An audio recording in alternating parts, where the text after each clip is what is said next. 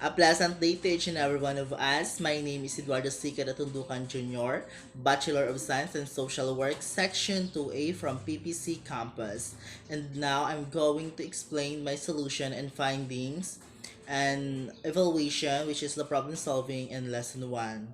So, for today's vlog, I'm going to explain my solution and findings in three problems. So in problem one, or in number one, the statement is, in a multiple choice examination in chemistry, Maria and Joanna received scores of 82 and 65 respectively. If this score are equivalent to z scores of 1.6 and negative 0.2 respectively, what are the mean and the standard deviation of the scores of all the students who took the examination?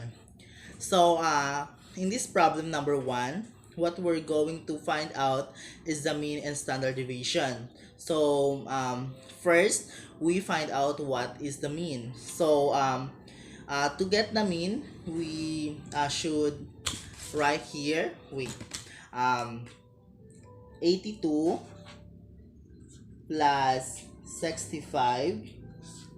62 plus 65 equals 147 divided by 2 equals, look this guys, 73.5. So the mean is 73.5. So now we're going to find out what is the standard deviation.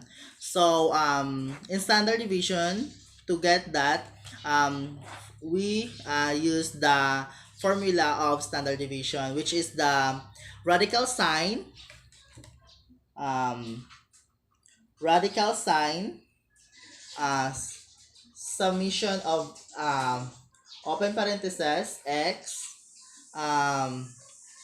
minus the mean, which is ganyan, then close parentheses square root.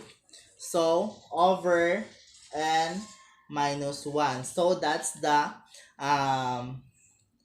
formula of standard deviation. So let's find out. So hinahanap natin dito is yung standard deviation. So let's go to another page, which is S equals to radical sign, submission of 82 minus yung mean is 73.5, close parentheses square root, then plus 65, open parentheses 65 minus 73.5 close parentheses, then yan. So sundan nyo lang ako guys. Over, so yung n na yon, yung kanina dito, yan, papalitan na natin siya ng 2. 2 minus 1.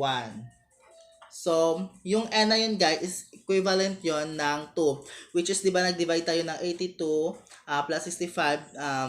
To get yon is dalawang group of numbers. So, yes, ganyan. Radical sign, submission of, first we're going to subtract this. 82 minus 73.5 equals 72, open parentheses, lagyan natin dito is 72.25. So close parentheses, plus sign this, open parentheses, ito naman 65 minus 73.5, so ganyan, which is pag kinumpute natin is negative 72.25 close parentheses. So yung final is i-add natin to 72.25 plus negative 72.25. So first, kung paano makuha natin is tignan natin yung kanilang sign. Uh, Positive plus negative. So, over 1 pala yan dito, guys. Then, S equals to radical sign. Pag inad natin to sila, which is 0, kasi negative yan dito, automatic ito is positive din yung result. So, 0/1. So, we should divide this or divide this 0/1. So, S equals 0. So, yung standard deviation sa number 1 is 0. And yung mean is 73.5. So, moving on in number 2 and number 3, to get the answer in number 2 and number 3, we use the z-score formula. So, first, I will share what is the z-score. So, yung X stand for raw score, and yung gantong sign naman stands for ito yung mean, and yung this sign stands for standard deviation. So we should always remember that. So now we move to problem number 2. Let me read the problem. So in number 2, the problem is in a certain test in English, the mean score of a group of 200 students was 56 and the standard deviation was 12. In the test in chemistry, the mean was 68 and the standard deviation was 8. If the student scored in 65 in English and 75 in chemistry, in which test did she perform better? So, first, we're going to ilalagay muna natin yung z-score formula. So, z equals raw score minus mean divided by or over of standard deviation. So,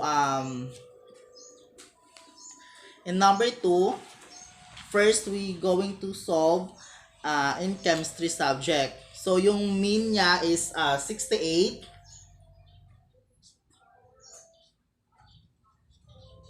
68. This. And standard deviation is 8. And the z-scores is 75. So, yan. So, we compute na, guys. To get the answer, what we should do is to apply the z-score formula. So, this. Unahin muna natin yung ilalagay dito is yung raw score. Yung raw score which is 75 minus 68 yung kanyang mean. 68. 68. Then, over or divided by sa standard deviation na 8. So, we use scientific calculator. So, the answer is 0.88. So, yan yung kanyang score sa chemistry. Then, we're going to find out the answer in English subject. So, in English subject, the mean is 56. Then the standard deviation is 12. Then the raw score is 65. So, gagayahin lang natin yung ginawa natin doon kanina sa una. So, first is 65, which is yung raw score, minus 56, which is yung mean, divided by sa standard deviation na 12.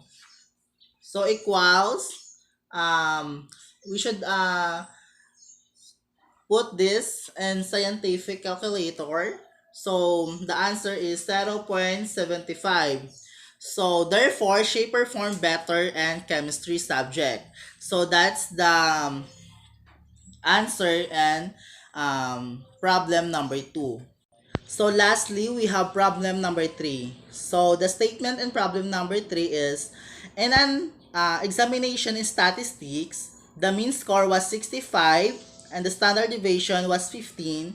Find the z-scores of the following students who have the following score. So yung hahanapin naman natin dito is yung z-score. So we have here the 3 score of the following students, which is 100. And letter A, we have 100. Letter B, we have 45. And letter C, we have here 80. So, we find out the answer and the following students who have the following score. So, first, we have here in letter A. So, in letter A, yung scores ng student is 100. So, hahanapin natin yung z-scores.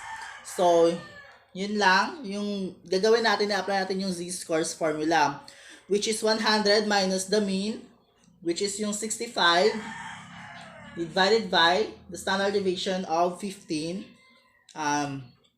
Then, the answer is 2.3. So, yan lang. So, in letter B, we have the scores of 45. Ganun na din ulit yung gagawin natin. Minus 65 yung mean. Then divided by 15, yung standard deviation. Then yung answer is negative 1.3. So, and letter C, we have the score of the students have a score of 80. So, 80 yung score minus the mean of 65, then divided by the standard deviation of 15, then minus, then divide, equals 1. So, yun yung answer sa letter C. So, guys, dito sa number 3, yung answer sa score na 100 in letter A is 2.3, and sa letter B naman, which is yung score niya is 45, yung answer is negative 1.3, and sa letter C na yung score ng students is 80, yung answer is 1. So, I hope na you have learned a lot from my vlogs, and that's all. Thank you and have a great day ahead.